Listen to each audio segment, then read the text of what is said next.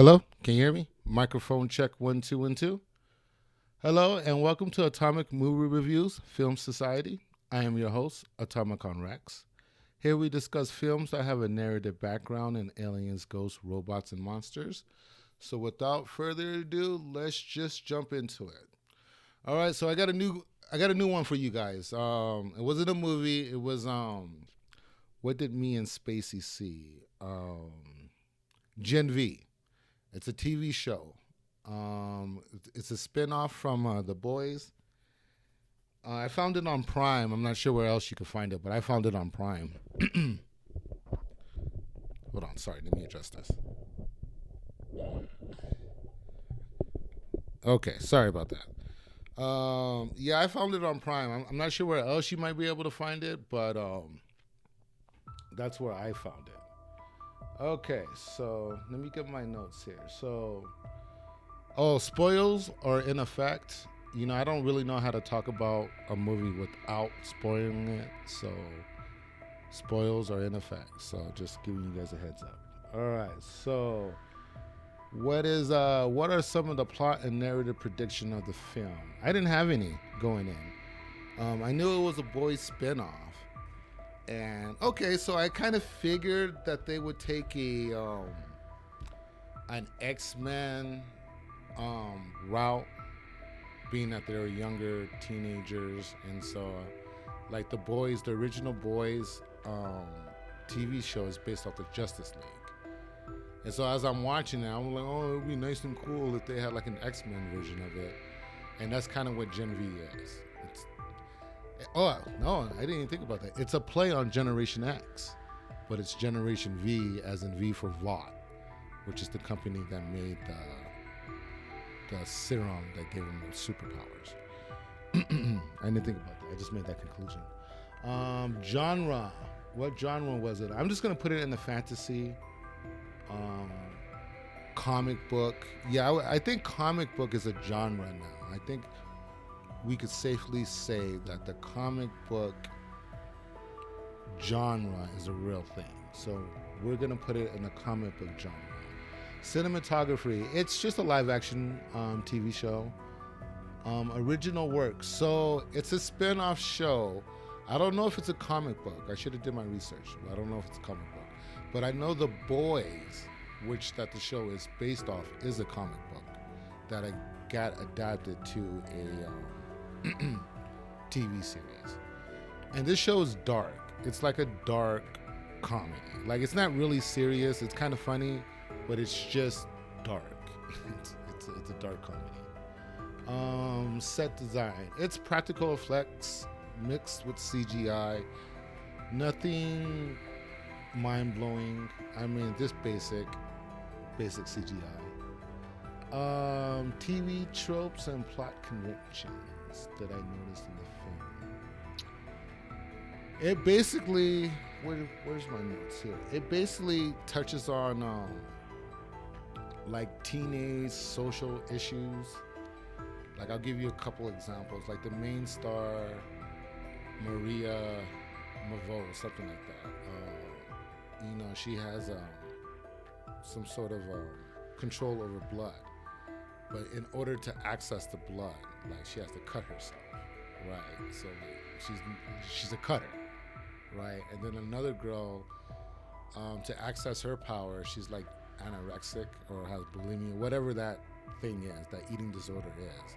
So she has to vomit in order to shrink. So it's social issues, teenage social issues, connected with their powers.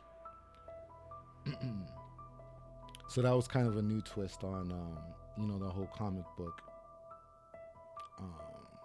genre thing. I haven't really came across that, at least not since like Spider-Man. Okay, what else we got here? Okay, characters. Let me get my notes here.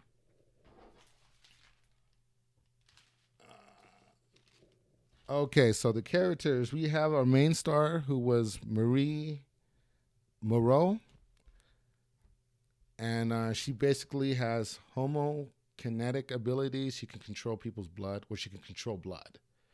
So throughout the show, you see her abilities to control blood develop. Like first, it's just like this explosion, human combustion type of power. That's like her first power. And then she has this like tentacle thing that she could do with the blood. She could do a lot of different things with the blood. As she matures and like quiets her mind, she's able to tap into different resources and controlling her power. It was pretty interesting. So Emma Mayer, she's the size. She's the Atman of the show. She's the Atman of the show. I put size manipulation. I don't know why I put that, but she's basically she has to throw up. She shrinks. She eats too much. She grows. But towards the end of the show, like I said, spoils are in fact, um, she realizes that her ability to grow in size and shrink in size may not actually be connected to her eating disorder, more of her emotional state. So Andre Anderson, he's basically Magneto, which I didn't know. So like he's like the jock. He's like the popular kid in the show, right? He's the one that everyone likes. He's the cool kid. And so, but he's throwing things like what I thought was his mind. But as I looked it up, it's metallurgy or whatever. So he's basically Magneto. So he can't just throw a piece of furniture at you. It has to be like a refrigerator or something. Now that I think about it, it was always a metal door or something metal. Now that I think about it, magnetism. That's his power. Um, and then Jordan Lee, she's kind of like this trans person. So she could switch. She has two superpowers basically. She could manipulate matter when she's a female, and then when she transforms to her male counterpart, she's basically Colossus, like indestructible. And then as the show progresses, the mastery of their gift develops too. And so I really like that.